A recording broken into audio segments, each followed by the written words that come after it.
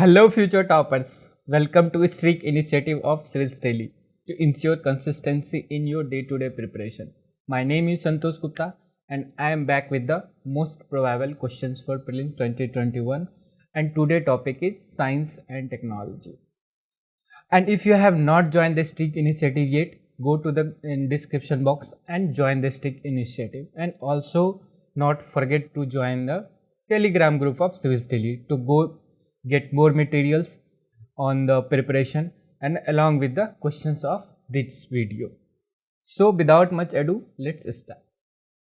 So first question is on the diseases, that is both COVID and swine flu are caused due to the viruses from non-human host. So first option, is it true or not?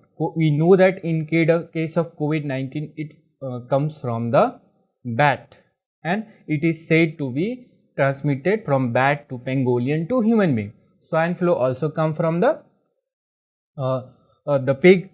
So both of viruses have come from the non-human host, and there are such viruses who has the non-human host, which are the animal sources, are also called the zoonotic diseases. So here three statement will be also true.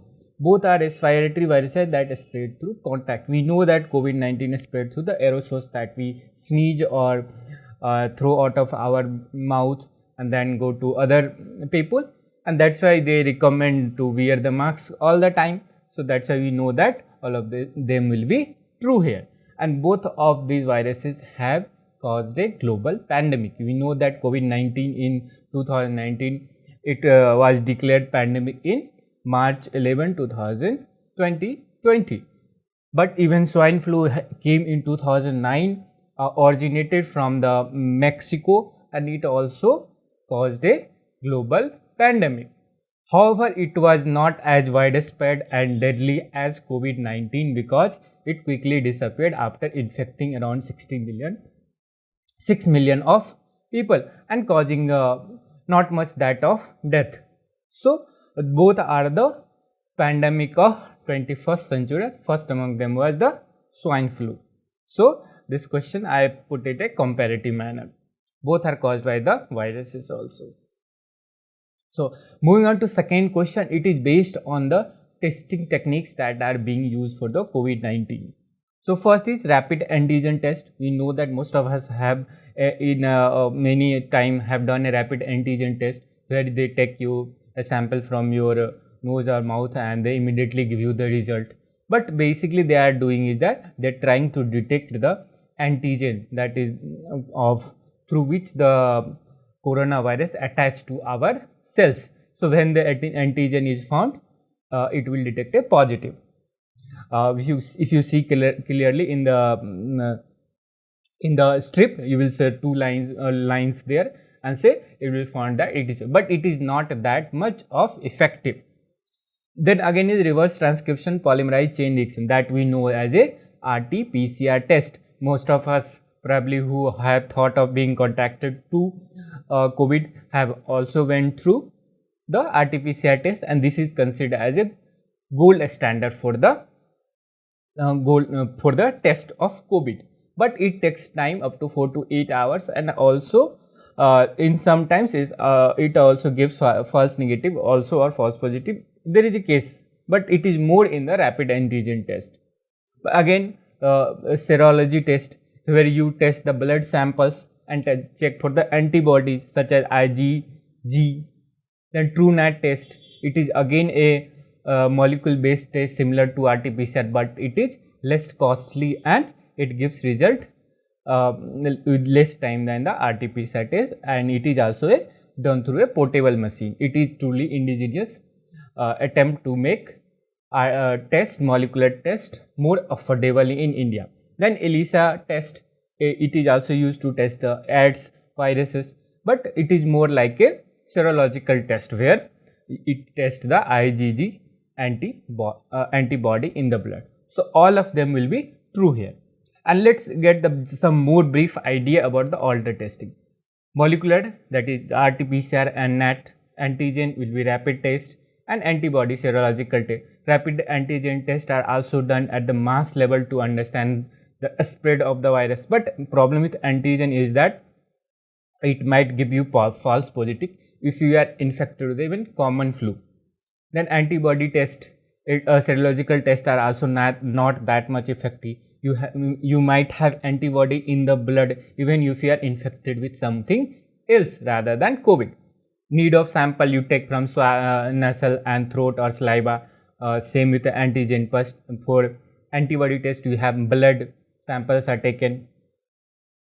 In molecular test you check for the virus genetic material, that is RNA. In RT-PCR test you take the RNA sample, then it is reverse polymerized to make DNA, and then it is done is a PCR test through a giant machine, which is also called a PCR machine. Then in antigen you check for the protein of the virus, and in antibody you take the antibodies that is formed in blood in reaction to the virus. So you know that molecular test will be more accurate than antigen and antibody. And antibody test also give the idea if you have infected in the past, because that antibody will be in higher in amount in your blood. Suppose I have been infected, then still I may have the antibody in my blood. But once you recovered from the virus, then RT-PCR test may not be able to say whether you have been infected in the past or not. So that's why RT-PCR is considered gold standard, because it gives less amount of false negative and false positive. So in antigen test also generally positive results are considered more accurate. That's why there was a protocol that once you have an antigen test negative, then you may go for the RT-PCR test. But in reality it could not happen. So that is all for here. Moving on to next question on the virus itself. So it is a question about the ACE2 protein. It has been in the news because it is a protein that it exists on the surface of our cells, and which allows SARS-CoV-2 virus, its spikes protein, to attach with the surface of the cell using ACE2, and that helps the coronavirus to enter into our cell, and then they take over our cells and multiply themselves. So that is here. In you can also see here the how ACE2 protein is binding to the spikes of the virus, and then later start replicating, and a normal function of ACE2 is blocked, and the coronavirus takes over the cells of the body, and then you will be infected. Moving, so here both of the answer 1 and 2 will be true. Moving on to the next question, again related to the coronavirus disease. This consider the following statement in context to hypoxia sometimes seen in the news. So what is hypoxia? Hypoxia is lack of the oxygen in the body. If this condition exists when you go in Himalayas, very high altitude, when oxygen level is low, so you will face the hypoxia. But normally it can happen if blood oxygen saturation level falls in your body. So this condition is characterized by extremely low blood oxygen levels in the humans. That is true, because hypoxia means the low level of oxygen level in the blood. So what will happen if you have low level of oxygen in your blood? Then metabolism will be very low, and your cells will die of your energy, and eventually you will die. Such patients show signs of breathlessness. So normally when you have an hypoxia, you have low level of oxygen in your body, you will feel breathless. That your body will try to take more and more oxygen. Your heart will race fast, and you will try to take more and more oxygen. But this in case of happy hypoxia, that's why it is called happy, the patients do not feel the sign of breathlessness. This has happened in many of the COVID patients. So normally if they are facing hypoxic condition, they will feel breathless, and then you will bring oxygen cylinders or you will put in on the ventilator. But those patients are feeling very happy, they are not feeling signs of breathlessness. But if you check with the pulse oximeter, they will show low level of oxygen. So statement 2 will not be true here, because happy hypoxia, they do not show the sign of breathlessness.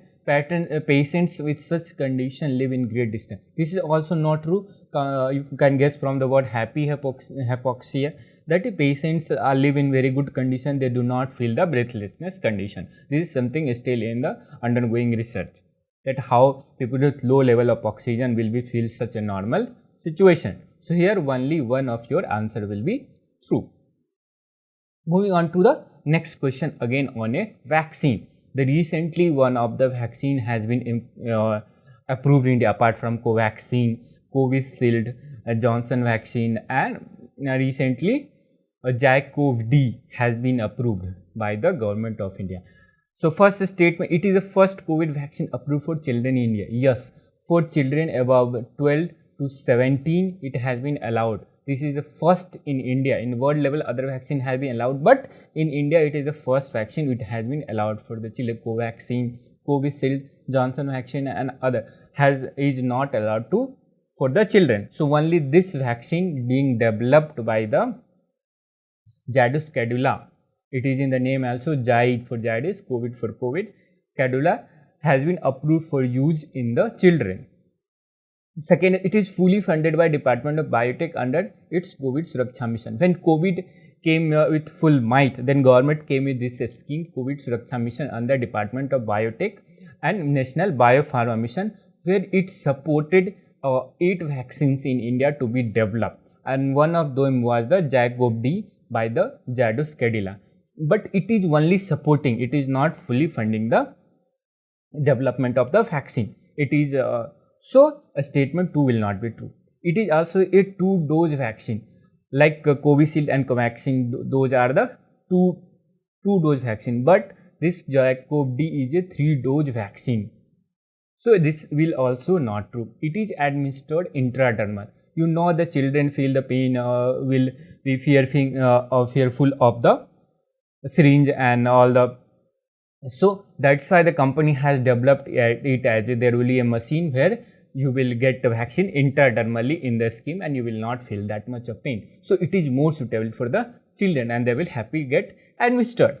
So that's why statement 4 is also true. So a statement only 1 and 4 will be true. So D will be your answer. See here, additionally Zycov-D have 66.6% of efficacy rate. Among the 1000 volunteers they checked for 12 to 18 age, they found 66% of efficiency, 3-dose vaccine, and it is a first vaccine in India which based on the DNA plasmid. Plasmid is a non-harmful type of a vaccine viral carrier which will carry the DNA of the COVID virus, and then it will instruct the spike proteins to build the antibody against the virus in the cells. So in this way it will protect the body, it will create a immune system that will remember the virus, and even future when it comes in the contact you will be protected. So happily this is the first vaccine in India that will protect our children also with good efficacy rate of 66.6%. So I thank you all of you for watching the video. If you have not joined this Sticky Seed, please do so. And if you want to call from a mentor, if you are facing any issue in solving a question and reading and revision, and especially for prelims 2020 and the students, let me know in the comments. Also, you can fill the 7-map form to get a call from mentor. Thank you for watching. Subscribe to our YouTube channel and press the bell icon on the YouTube app and never miss another update from Civil's Daily.